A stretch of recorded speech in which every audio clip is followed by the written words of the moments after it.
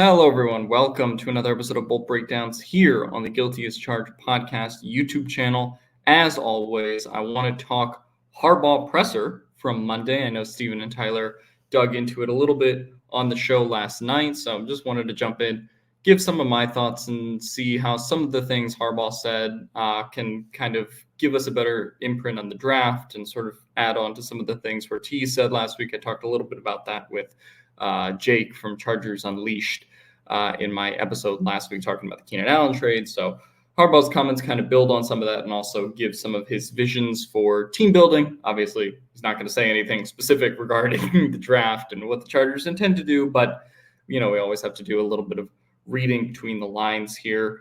Got some stuff cooking up for you guys next week. Maybe a special guest, not Chargers related special guest, but maybe a big guest in the history of this show. It would be a fun one. Not officially confirmed, but look out next Thursday, maybe. Anyway, let's get into this Harbaugh press conference. So I prepared a slideshow, as Tyler always does, and I made this myself. So slaved to create 9 slides like I'm an undergrad or something. But let's talk about this first quote. This is one that got a lot of attention. Jim Harbaugh talking about Keenan Allen. I wrote about this for Chargers Wire, but his full quote was, "It's the business part of the NFL. Everybody does what's best for them." Joe Ortiz talked about it last week. It's very transparent, and the business part of it, it's the business part of it. Everybody does what's in their best interest. And Keenan, make $23 million a year, play in Chicago. Who's got it better?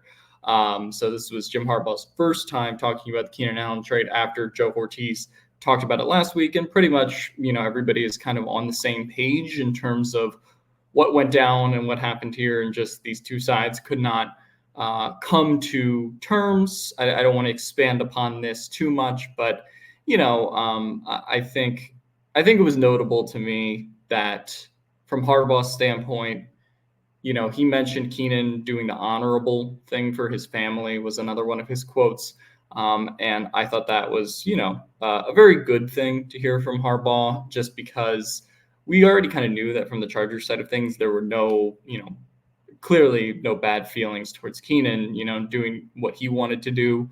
But hearing that the coaching staff kind of really tried to exercise every, possible way that they could have kept him outside of maybe doing a contract they weren't super comfortable with. Harbaugh does care about people. And I do think you get that feeling certainly from his press conference and talking about each of the big 4 guys, Keenan, Mike, Joey, and Mike Williams. Keenan, Joey, Mack, and Mike. So he talked a little bit about Mike Williams in terms of the contract that he signed with the Jets, and basically, specifically mentioned the 1-year, $15 million deal that he got there as well. And was happy to see that, and that he's excited to coach Joey and Mack, which we'll get to in a little bit. But in general, I think that this kind of wraps up the Keenan Allen thing to some extent. Although, and this is what I'll talk about on the next slide, we did get this from Chris Rim today. Not that I think this is saying stuff we don't know, but this was kind of an official confirmation that there was an extension offer to Keenan Allen, per the reporting here that Keenan Allen's camp didn't like. They counteroffered, and then, the sides decided to part ways, ultimately with the Chargers deciding to trade him to the Bears. In the days following the NFL Combine, the Chargers asked Allen to take a pay cut similar to that of Mack and Bosa, though Allen's included a 2-year extension with an average salary less than his base of $18 million, according to sources close to the negotiation. 2 days later, Allen's team proposed a multi-year counteroffer that would have made Allen among the league's highest-paid receivers, but it was summarily rejected, according to multiple sources close to the negotiation. So we talked about this last week with Jake, but I'm pretty sure that what Allen's camp ultimately was aiming for was the contract that Mike Evans got with the Tampa Bay Buccaneers as kind of an aging wide receiver who, has played much similarly to Allen with one franchise his whole career. I think they were kind of aiming for that deal as opposed to like a record-setting deal that would like beat Tyreek Hill. That's clearly not what Keenan Allen's camp was, going for. But they wanted that, Mike Evans deal, I would say. That's not confirmed, but if we're talking about the values here, the Chargers offering a 2-year extension with less than 18 mil. Mike Evans just got about 20 and a half, 21 from the Buccaneers. I think that those are kind of the numbers and the difference that ultimately wasn't able to be mended here between these sides. And it's understandable. Again, like I said last week, I don't think that there's a bad guy in this situation, whether we're talking about Keenan Allen or whether we're talking about the team. But it just kind of made sense to part ways in a sense from that standpoint, even though in the interim, prior to the draft and being in this zone, it's a little hard to see what the future of the wide receiver room looks like. And that is the difficult part of it. But Harbaugh and Ortiz are obviously aware of that and are trying to clearly get something along the lines. I mean, they got a 4th-round pick back for Keenan Allen, which was great trade compensation. Obviously, we're going to talk about the draft and free agency. I thought it was notable that Joe Ortiz last week, when he talked about wide receivers and corners, mentioned specifically the draft and free agency. A little after Ortiz's quotes came out, they went out and signed Christian Fulton, obviously. Harbaugh also harping on specifically free agency after he was asked about the plan at wide receiver after he mentioned the draft. So I thought that was interesting too, particularly once we get past that comp formula territory. I know Josh Reynolds from the Lions just signed a deal today with the Broncos for 2 years, $14 million. But I do see the Chargers, depending on how the draft shakes out, maybe looking at that post-draft wide receiver market to see if they can, kind of find another guy, depending on what they do, right? If you draft multiple wide receivers, probably not as likely that you're going to sign another guy. But if you do take one, then I do think that, opens the door to signing an older veteran receiver that, can play significant snaps in a room with, the rookie wide receiver you would take, Johnston and Josh Palmer. Also, Harbaugh's comments, he did mention that he's very excited. Specifically, he mentioned Quentin Johnston first, which I thought was notable. But he's very excited to work with Quentin Johnston, Josh Palmer, and Darius Davis. He mentioned, we'll see how much Darius Davis plays. It's kind of been Ryan Ficken's preference to some extent to not have him involved in the offense, given that he's full duty in kick return and punt return games. Obviously, big change to the kick return coming soon. But those were the 3 guys Harbaugh mentioned from this receiver room that he's obviously very excited to work with, in addition to whatever they decide to do in the draft and free agency. Something Harbaugh also harped on is April 2nd. I honestly was unaware of this before Harbaugh's press conference, and he just kept saying the date April 2nd over and over again. But that is when phase 1 of the Chargers offseason starts due to the new coaching hire and program and the way that everything will be structured. So they get the chance to get a little bit early of a start, with the regime change with a new head coach. So I think, if I'm correct, they did this with Brandon Staley a couple of years ago when he was first hired. So this has just been a thing in the NFL for a while. But it is cool that we'll start to see some movement next week in terms of, this whole grand plan coming together and some of the players being back in the building, before the draft and before traditional OTA times. So I think that's cool. I also think it's very cool that the Chargers have a first-time head coach and can reject Hard Knocks, because after 2020, I frankly don't want to cover Hard Knocks again, and I think it's a distraction. Don't think Harbaugh wants to do it either. So yeah, we'll see what the Chargers do on April 2nd and everything leading up to the draft and OTAs and the early part of the summer here. The draft. So this is, again, more quotes from Harbaugh that got a lot of attention. Quote, "There's some real possibilities. Like, we're really super excited about that pick. So we'll see how it plays out. Pick a great player at 5. There's going to be a great player at 5. There's talk of 4 quarterbacks going in the first 4 picks, where if that happens, that pick becomes like the number 1 pick. If 4 quarterbacks go in the first 4 picks, it's not like the 5th pick anymore. It's like the number 1 pick for teams in the draft that have a great quarterback." And Harbaugh also went into other scenarios where 4 quarterbacks don't go, but speculation right now is that you will ultimately wind up seeing 4 quarterbacks, and that's becoming more of the norm in a lot of these mock drafts and analysts, that the Cardinals will ultimately trade out of that pick for whatever, team wants to trade out for a quarterback. A lot of speculation. That's the Minnesota Vikings. So the Chargers would either have the choice to stay at 5 and take a talent like a Marvin Harrison Jr., like a Malik Neighbors, like a Joe Alt, if they want to do that. I would suggest taking one of the wide receivers, but that's just me. Or they can trade back in the draft, and that's kind of where you could also build your offensive line position value too. You can go after a cornerback like Terrion Arnold, right? We've kind of gone through a lot of the trade back options before on this podcast, and I've talked about it in writing and on Twitter. So people kind of know all the names they could potentially trade back for, J.C. Latham and Terrion Arnold, and then picking a receiver at 23, all the other, alternate possibilities that could exist if the Vikings are the team to trade up for that pick. But the Vikings may trade up with Arizona, leaving the Chargers in what is potentially either the Marvin Harrison Jr. or Malik Neighbors spot at 5. They could still go offensive line or, again, trade out of that pick. And so Harbaugh's kind of talked about the leverage that the Chargers ultimately will have having the 5th pick in the draft. And so that was, a cool thing to hear that, regardless of what happens, they're in sort of a win-win position to take advantage of what was a crappy season last year, but will reap rewards for the Chargers this offseason as they look to build out a championship roster under Harbaugh and Ortiz. This was a quote that stuck out to me. This was Jim Harbaugh talking about Joey and Khalil Mack. Thrilled to be coaching Khalil Mack. You watch what Khalil did, the kind of year he had playing every game. Joey was having a better year than Khalil in that stretch until he got hurt. I'll tell you a guy that's really thrilled, Jesse Minter, what Khalil Mack, Joey Bosa, and Thule are going to be in this system. And he sort of went on to kind of rave about that.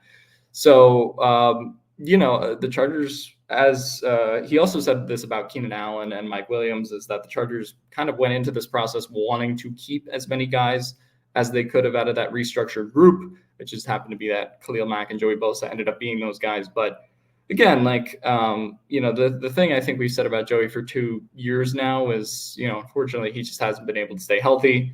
And I hope Joey does stay healthy because Harbaugh is right that in the Miami game, the Jets game, the ones where Joey came into the game fully healthy, we've seen what that, can look like. And particularly in a Minter defense where you have these super premium edges next to Khalil, I probably is an unrealistic expectation to expect a 33-year-old Mack and Joey Bosa to both play 17 games.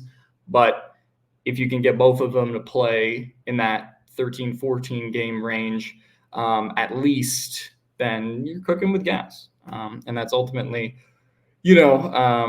where the situation stands. So really excited to see what Jesse Minter has kind of drawn up for all these guys. And to hear Thule's name mentioned as well, we already know he's one of the better young edges in the league.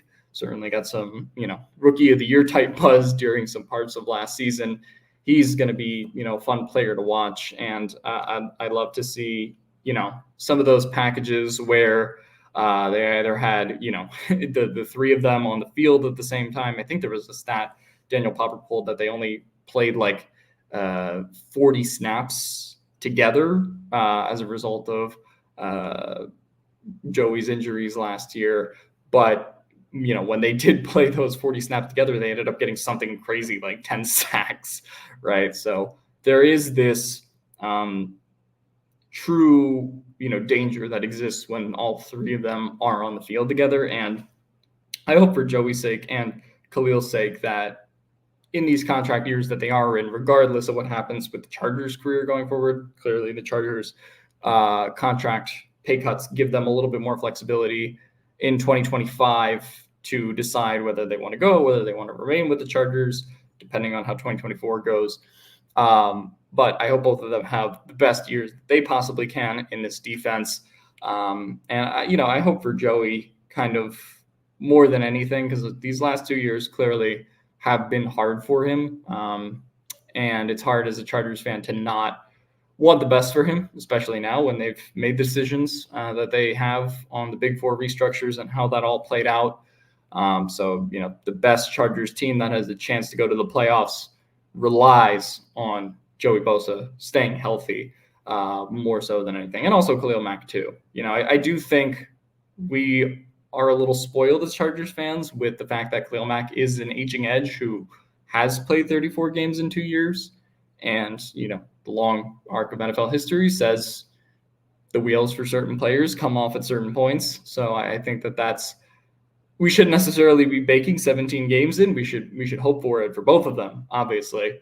But, the fact that they have Tuli as the third guy in the system anyway, that if one of them does need to miss time, I do think Minter has a chance to maybe utilize that a little better with Tuli going into his second year, having a feel for the game compared to the positions the defense was put in last year as a result of not having Joey for the long stretches that they did.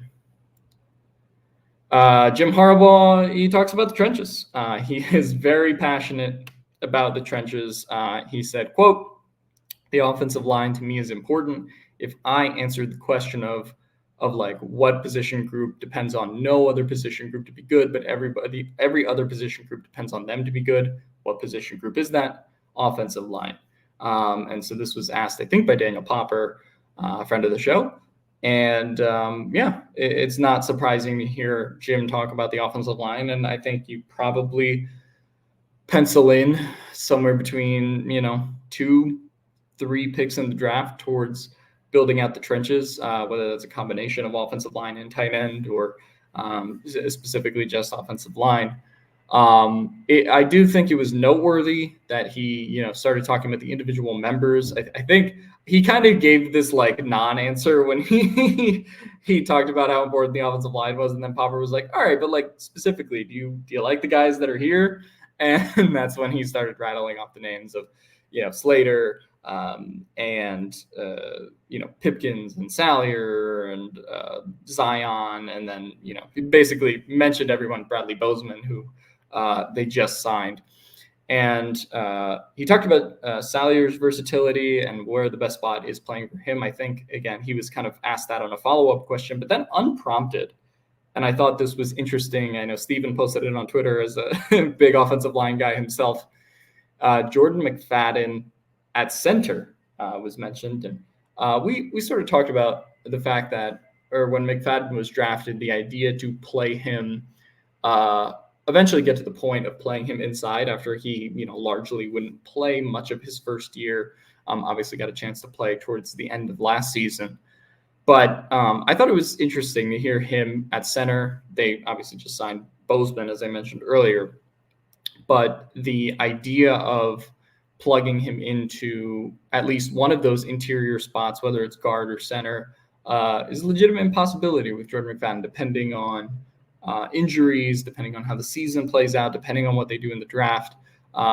It's notable when Harbaugh kind of goes out of his way to mention the versatility and the athletic profile of someone like a McFadden, who doesn't necessarily, isn't an offensive line starter, but was mentioned by Harbaugh anyway. So I found that to be very, very interesting after we largely didn't talk too much about McFadden last year.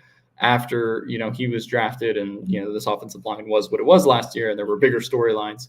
But McFadden is someone to keep in the back of your head, obviously. Alohi Gilman. So he talked about the Alohi Gilman contract extension. Alohi Derwin doesn't get any better than that. Long been a fan of Alohi, Notre Dame days, Navy days, just the interactions I had with him. He's just who I thought he was.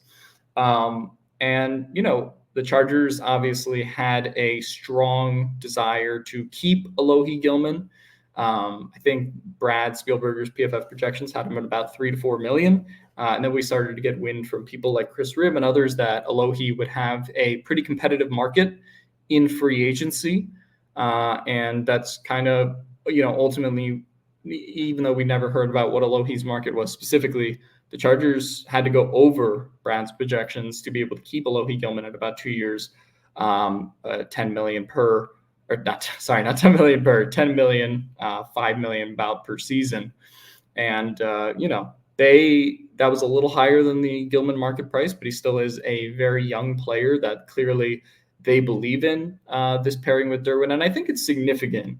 And I don't know if this gets talked about enough with Alohi, that, when a new regime comes in and immediately buys into one of the guys that is part of the old regime, but was in this uncertain position with his contract, I think that speaks a lot to the development that Alohi had last year as a safety, particularly in coverage. I thought it was notable just how well he was playing towards the end of the year. And to see that acknowledged by Harbaugh and Ortiz in the way that it was, I think was very significant going forward for this team, for this defense, for what they decide to do in the draft, if they wanted to draft a safety, if they don't.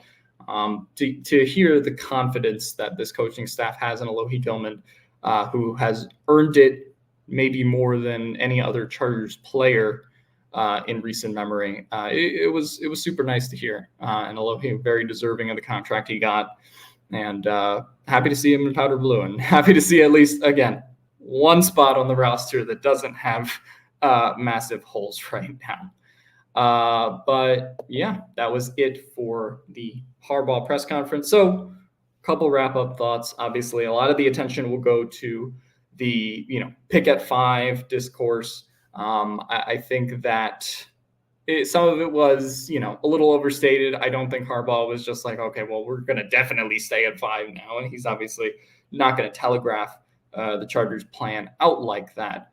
But I do think he, again, gave the impression, like Ortiz, that they're very comfortable sticking there and picking if it is the right talent on the board for them, or they're comfortable, moving back, right? It is hard to see the 4 quarterback stuff so often. As big of a fan as I am of both Marvin Harrison Jr. and Malik Neighbors, particularly Marvin Harrison as my wide receiver 1. And you think about Harbaugh, throwing, I think he threw his dad's first touchdown pass in the NFL. It would be such a storyline that, he gets to go from playing with his dad to playing against his son in college and then coaching his son. That would be quite the storyline, I think, just from that standpoint. And that doesn't even get into all of the stuff that Steven, Tyler, and myself have told you guys about how good Marvin Harrison is. But that is my personal dream at 5 if this 4 quarterback scenario does play out. But obviously there's other options that they can go for at 5, like I mentioned earlier. And there's so much still to be decided in this offseason.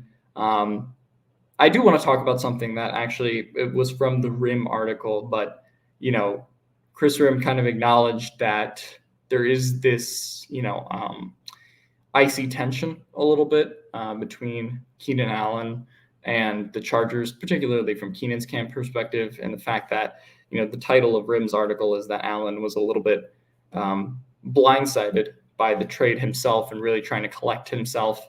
He hasn't, put out a post or anything, public regarding the Chargers tenure, thanking the Chargers and a lot of stuff. And a lot of fans on Twitter have taken that the wrong way, but I think it really does line up with the fact that Keenan said at the end of the season, he really thought he would be ending his time with the Chargers, ending his career here.